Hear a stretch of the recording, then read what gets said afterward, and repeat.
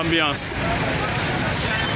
waaw fi ñu toll nii nag taxi laa bëgg pour dem ci garage Dakar bu bees bi mais fi ñu toll nii mooy loolu. chauffeur. waaw. bëgg naa nga sànni kàddu tuuti rek seen taximaan yi. ci màggal gi. dëkk bu xar rek. waaw lépp jàmm noonu. mais noo leen def ak transport bi fii. transport moom falaaw. ah góorgóorlu bu baax waaw. mais yéen seen taxi yi fi ñu toll nii fan moo ban destination ngeen dem tey. waaw. xanaa ci banlieue bi rek mais du dëkk bi moom xataay na tax ñu dëkk banlieue bi daal moom. fan ngeen tuddee banlieue. gis maanaam sañcaan yi fu demee ne ay Mbubu Guutu Kulóor ay Gédé Tudóor yi affaire yooyu noonu quoi mais jumaa ja yooyu moom dañ koy bàyyi ne am bama. kon daal dëkk bi mi commencé xat fi ñu toll nii. am na trop mais seen liggéey est-ce que na dox ci magal gi. magal gi moom waaw alhamdulilah dina dox. alhamdulilah. te gis si bopp ñu jàppale client yi. alhamdulilah. jërëjëf chauffeur. xam nga waxoon naa leen ko sànq ci bëccëg ay 3 heures nee naa leen à partir de 6 heures nit ñi duñu am fu ñu jaar xam nga keroog sax ñu ngi ñëw pa ndànk-ndànk nga auto transport yi ak pèlerin yi ni ñuy ñëwee ci dëkk bi ngir màggal gis ngeen mbooloom bi ci kanam tur yi kenn du am fu mu jàll ci kanam incha allah gis ngeen sareet yi jugee 30 mbedd 30 gis nga ñooy transport réew mi quoi ah waaw mbedd 30 la fi 30 bi la ñoom la fi mu toll nii cakataay ñooy gérer ak sareet yi waaw.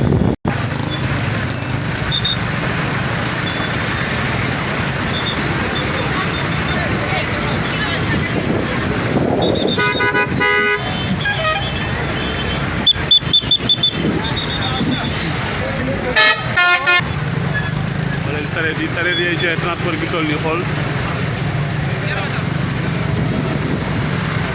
fi toll nii ñoo ngi tali bi jëm ci rond point bi diggante Mbacké ak Touba ancien garage bi fi poste police bi nekk waaw corniche Ndamatou bi moo nekk nii ci ngeen dëkk bi nu mel lii bëri na fi nag ay yoon yu bëri na mel dafa lóor dafa inondé parce que suuf si dafa xawoon trop suufu ban dañ naan ba màndi nag instant bi nii yoon moom gis ngeen Baye Fall yaa ngoog gis nga Touba foo dem foofu nii la da nga ànd seen kilifa seen jëwriñ nga leen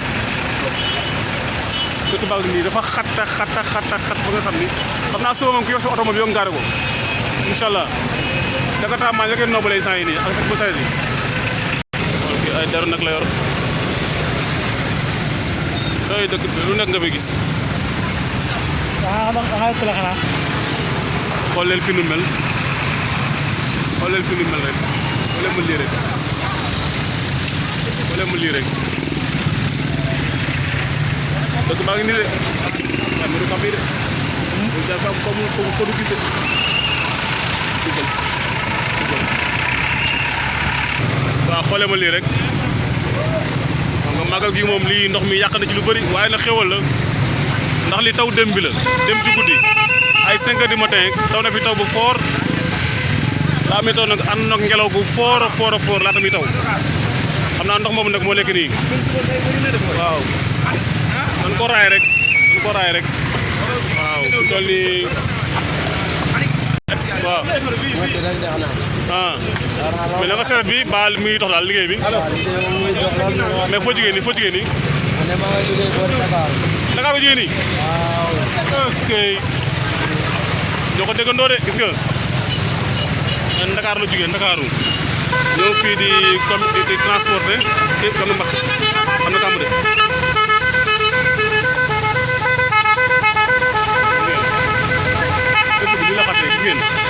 dëkk bi nii la xatee nii te suba la màggal gi nekkuñ ci bis màggal de suba la màggal ñëpp gis nañ dëkk bi nu mel Sëñ Tuubaa woote borom diwi safar Sëñ Tuubaa Xaadim Rasuul parce que borom Tuubaa la